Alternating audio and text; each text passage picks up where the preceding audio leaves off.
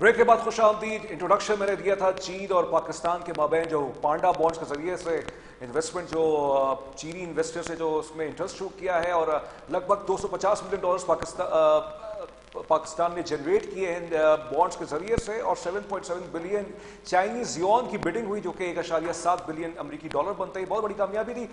लेकिन दूसरा सेगमेंट जो मैं करने जा रहा हूं, पहला भी सेगमेंट जिस पर किया, तो अमेरिका ईरान के माबैन जो जंग के जो खतरात हैं बकौल साजिद तरार साहब के, जो कि ट्रंप साहब के मुशीर भी रह चुके हैं और उस वक्त मुसलमानों की नुमाइंदगी करते हैं, उनको लगता है जंग फिर से शुरू होने वाली है। आज इस शख्सियत को मैंने बुलाया, बहुत रोज बाद मेरे प्रोग्राम में आ रही, मेरे मेंटोर हैं, उनसे बहुत कुछ सीखता हूँ। ऑफ द रिकॉर्ड उनसे गुफ्तगू मेरी रहती है, बताते हैं चीज़ों को, एक्स पर बहुत इनकी एक क्रिटिकल आई होती है और एक ईगल आई की तरह चीज़ों को देखते हैं। हमारे साथ मौजूद है सीनियर एनालिस्ट हैं, कॉलमिस्ट हैं, सैयद नैयरुद्दीन अहमद साहब। बहुत शुक्रिया सर। ये बताइएगा, साजिद तरार साहब हमारे साथ मौजूद थे, अमेरिका में रिपब्लिकन के वो नुमाइंदे भी रह चुके हैं, ट्रंप साहब के साथ उन्होंने गालिबन काम भी किया है, दावा तो वो यही करते हैं। उनके बकौल उनको लग रहा है, खदशा है कि हो सकता है कुछ अमेरिका की तरफ से ईरान पे लिमिटेड स्ट्राइक्स आए। आपकी क्या इस पर राय है? जनाब तज़ीम साहब, सबसे पहले तो आपका बहुत शुक्रिया। आपने मेरे बारे में वो अल्फाज कहे जो मैं डिजर्व नहीं करता हूँ, ये आपका बड़ापन है। और जहाँ तक आपके सवाल का ताल्लुक है, मैं थोड़ा सा इसमें आपको ये बताना चाहूँगा कि यहाँ पे तारड़ साहब ने शायद इस चीज को शायद नहीं मद्देनजर रखा कि अब कई मुल्कों ने ना कर दिए। पहले तो देखे ना, पूरे जहां जहां इनके अड्डे थे हर मुल्क से जो है ईरान पे हमले हो रहे थे। अब कई मुल्कों ने, मेरे ख्याल में सिवाय यूएई के और बहरीन के, बाकी सब मुल्कों ने कहा कि जी हमारे यहाँ से तो कोई अब जंग नहीं होगी, उनमें अब कोई सकत नहीं है राउंड 2 खेलने की। अगर इसराइल में है और अमेरिका में है तो वो खुद ही कर ले फिर।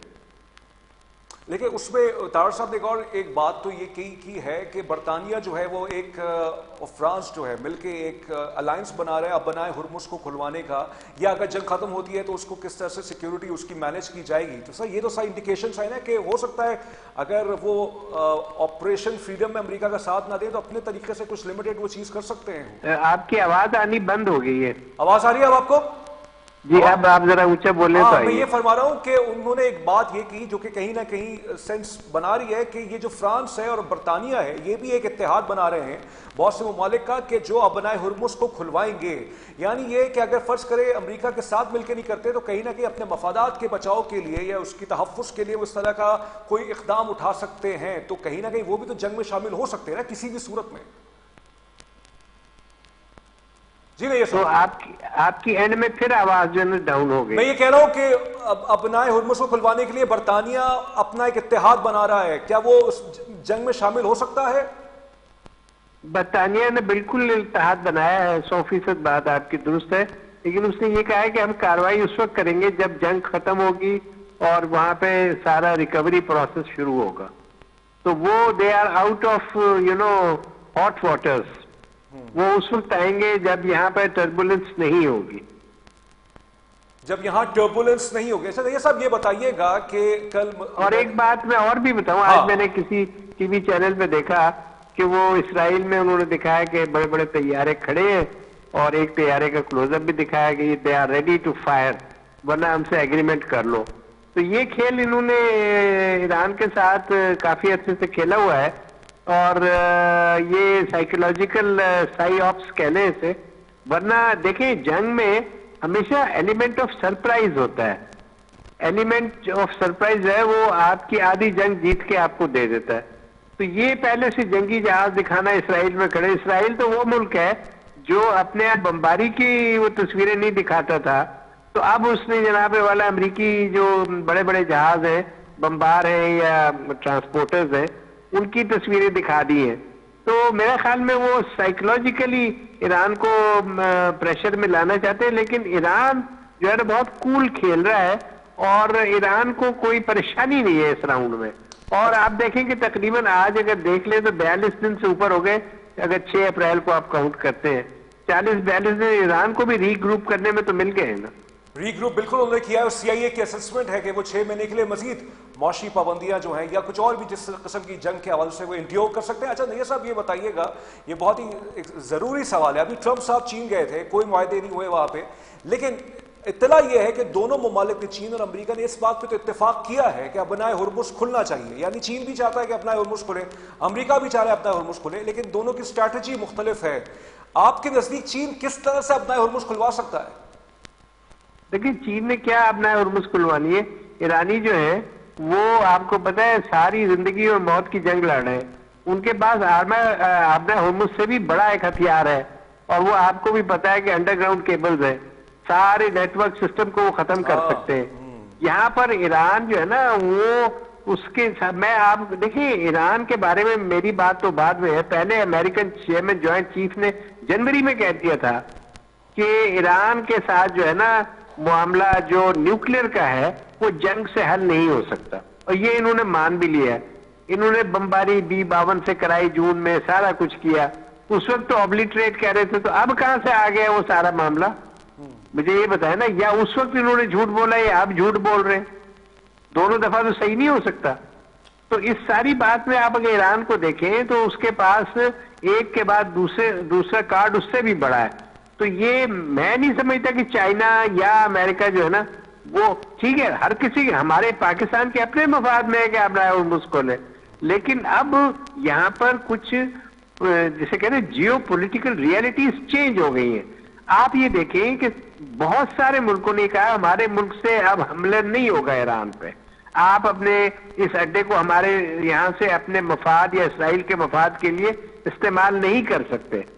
जब यहाँ तक बात आ गई है, और अब ये भी सुनने में आ रहा है कि पाकिस्तान के सऊदी अरब के मुआहदे की तरह कतर और टर्की से भी मुआहदा होने जा रहा है, तो वो इसका मतलब उन्होंने खैरबाद कह दिया। देखिए, बिल्कुल आप वजह फरमा रहे हैं। तो इस सब अरसे में ये जो अमरीकी मीडिया की तरफ से वॉल स्ट्रीट जर्नल ने जो एक दावा किया है कि अमारात ने एक रिटेलिएटरी ईरान पे हमला किया था, और सऊदी अरेबिया की तरफ से एक अनपब्लिसाइज्ड, उनके दावे हैं जिसमें सऊदी अरब की तरफ से कोई कंफर्मेशन नहीं है। देखिए, आपकी आवाज बिल्कुल ही पता नहीं क्यों खत्म हो जाती है। मैं ये कह रहा हूं, ये जो आप कह रहे हैं कि कोई मुल्क नहीं चाहता कि जंग हो, लेकिन इसमें जो अमरीकी मीडिया है, मैं वॉल स्ट्रीट जर्नल की बात कर रहा हूं, उससे पिछले हफ्ते एक दावा किया कि अमारात की तरफ से एक इंतकामी हमला किया गया ईरान पर, जब ये सीज फायर की होने से कुछ रोज पहले।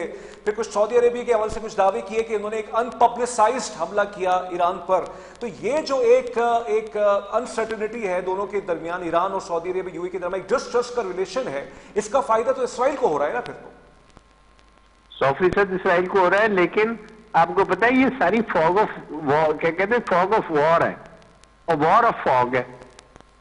बहुत सारी बातें कल जो कुछ हुआ है यूएई में, अभी तक किसी को नहीं पता कि वो किसने किया था। कभी वो यमन पे डालते हैं, कभी इराक पे डालते हैं। ईरान की तरफ से तो वैसे ही वो फारिग हो चुके, उनका नहीं जी, वो तो दूसरी साइड से आया था मिसाइल, जिसने आके न्यूक्लियर रिएक्टर के पास जो जनरेटर था उसके मतलब बाउंड्री वॉल के अंदर, उस पर हमला किया। ये सारी स्टोरी आपने भी सुनी होगी। तो ईरान तो इस अटैक से बाहर हो गया। अब इनको अगर पता है कि इराक से हुआ या यमन से हुआ, तो उन्होंने इस चीज का ऐलान क्यों नहीं किया? आप ये भी तो कह सकते हैं कि इराक के अंदर एक के बाद दूसरे उन्होंने खुफिया जो है रनवेज ढूंढे, जो इसराइल ने वहां पर रेगिस्तान में बनाए हुए। अगर वहां से आया है इराक से, तो फिर कौन जिम्मेदार है? अच्छा नैयर साहब, आखिरी सवाल आपसे इकोनॉमिक मैटर पे। ये पाकिस्तान ने हालिया दिनों में पांडा बॉन्ड के जरिए से $250 बिलियन जो हैं जनरेट किए हैं। चीनी सरमायाकारों ने बहुत हद तक पाकिस्तान पर एक एतमाद किया है। आपका क्या तबसरा है इस डेवलपमेंट पे? देखिए, ये डेवलपमेंट जो है ना, ये गेम चेंजर हो सकती है। ये जिसे कहते हैं ना, बारिश का पहला कतरा है, और इसके बाद पाकिस्तान जो है इसमें मैं समझता हूं कि फर्दर और इस तरह की इन्वेस्टमेंट्स में जा सकता है। और चाइना के लिए बड़ी बात है कि दुनिया जो है अब युआन की तरफ आ रही है, तो ये एक पाकिस्तान अच्छा। और इसकी टाइमिंग देखें कि हमारे 23 तारीख को जो वजीर आजम ने जाना है चाइना, उससे पहले ये डेवलपमेंट हुई है। ये चाइना की इकोनॉमी के लिए भी बहुत बड़ा, जिसे कहते हैं ना, ग्रीन फ्लैग है। इंटरेस्टिंग, बहुत शुक्रिया आपका नईरुद्दीन अहमद साहब, आपने हमें वक्त दिया। नाजरीन, आज हमने एक प्रोग्राम के इंटरनेशनल मौजू पे एक फाइनेंशियल इशू पे भी, जो इशू नहीं, एक अचीवमेंट, एक माइलस्टोन जो पाकिस्तान ने रिसीव किया, उस पर एक इंट्रो भी दिया और एक आखिरी में सवाल भी कर लिया है। साजिद तारा साहब के बकौल, जो हमारे प्रोग्राम में ट्रम्प साहब के मुशीर या मुशीर, मुबैना मुशीर, या जो भी आप कहें, मुसलमानों की नुमाइंदगी तो वो करते हैं अमेरिका में, उनके बकौल एक लिमिटेड स्ट्राइक्स अमेरिका की तरफ से आ सकते हैं। दुआ यह है कि जंग ना हो। और अभी हज का भी मौसम है, सऊदी अरेबिया में तमाम हाजी, तमाम मुसलमान दुनिया भर से, ईरान से, यमन से, लबनान से, पाकिस्तान से, हिंदुस्तान से, सब खुदा की बारगाह में झुके हुए हैं। ये जंग किसी भी तौर पे, छोड़ दीजिए मौशी हालात, वो तो है ही, लेकिन इस वक्त एक हज का सीजन है और मैं कोई इस्लामिक टच नहीं देना चाहता हूँ। ज़िक़ात का महीना, ज़िलहज का महीना, रजब का महीना और एक और महीना है, ये वो महीने है कि जिस पर लड़ना मना है। तो मुसलमानों को तो वैसे ही नहीं लड़ना चाहिए और इस वक्त तो बिल्कुल भी नहीं लड़ना चाहिए। इसमें इत्तेहाद की जरूरत है। इसराइल ये चाहेगा कि इस वक्त हज के अंदर ये जो इत्तेहाद की फिजा होती है इसको तोड़ने की कोशिश करे। ज़मीन जावेद को खबर से तक से इजाजत दीजिए। अपना ख्याल रखिएगा। अल्लाह हाफ़िज़।